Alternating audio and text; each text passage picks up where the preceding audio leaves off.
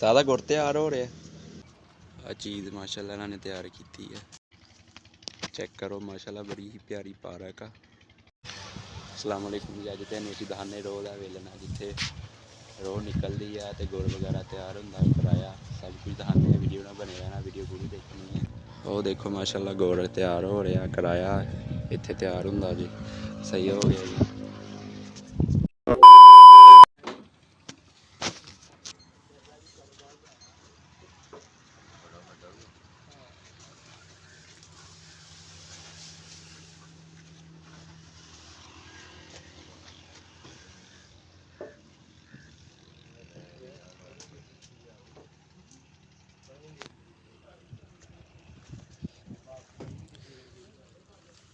अस्सलाम वालेकुम जी। ये है ये रोह का वेलना देख सकते तुसी सामने कराया है जी।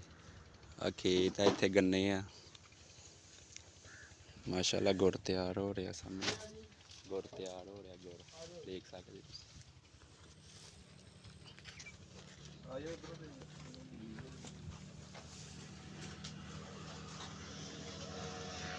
सादा गुड़ तैयार हो रहा।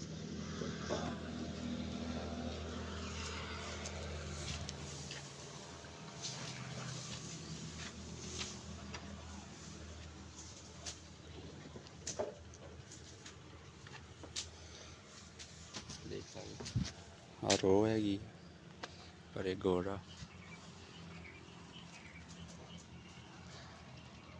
आ चीज़ माशाअल्लाह इन्होंने तैयार की है।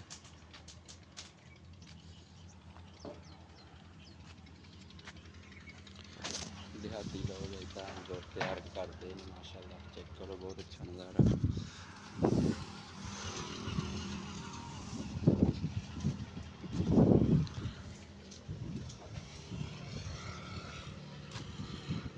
किदा वा गुड़ 200 रुपये ते शक्कर बस ठीक है।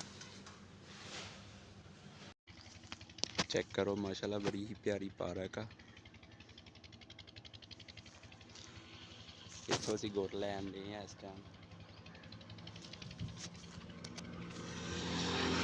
सामने रोड हैगा जी।